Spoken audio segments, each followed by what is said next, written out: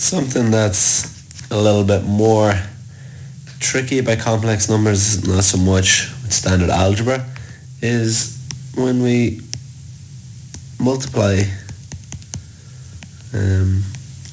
complex numbers. Okay, so I take two complex numbers.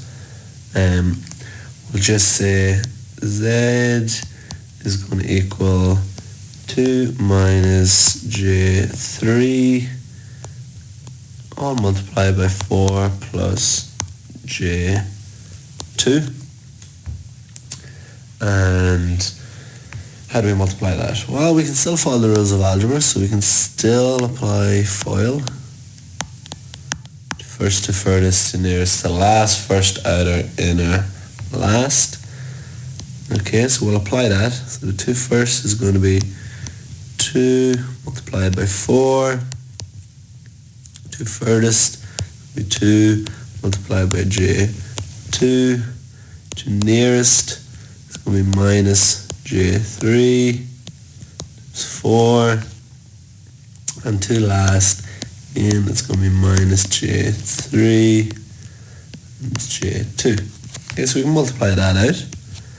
We will get 8 plus 4j. We will get minus j12, and we'll get minus j squared 6. Okay, again, we can simplify that down further and get 8 minus 8j minus j squared 6. Okay, and the main issue arises here is that, well, this isn't a complex number because we haven't got one real term, one imaginary term. We still have this here. And the big giveaway for us in terms of complex numbers is that we should never see this sort of term here. We should never see a j squared, we should never see a j cubed or anything like that. The rule is that j equals square root of minus 1. So we want to get it back down to this here. So, well, let's look at that. If we know j equals the square root of minus 1, well, we can say, well, j squared equals j times j.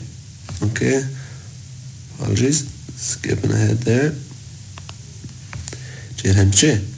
So, well, then that implies that j squared equals square root of minus 1 multiplied by, square root of minus 1.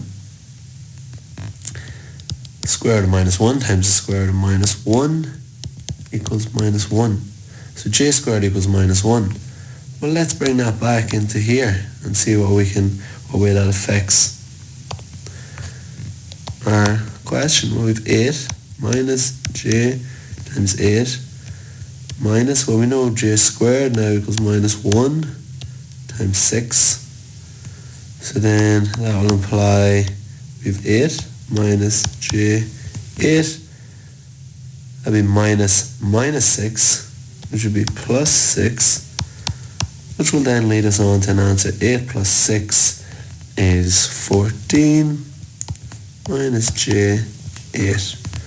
And this is our complex number because we have one real term, one imaginary term. And that's our answer. Okay, so multiplication, we followed the rules of algebra. You can multiply the thing out. It's just we should never see a term like this, a j squared, j cubed, anything like that.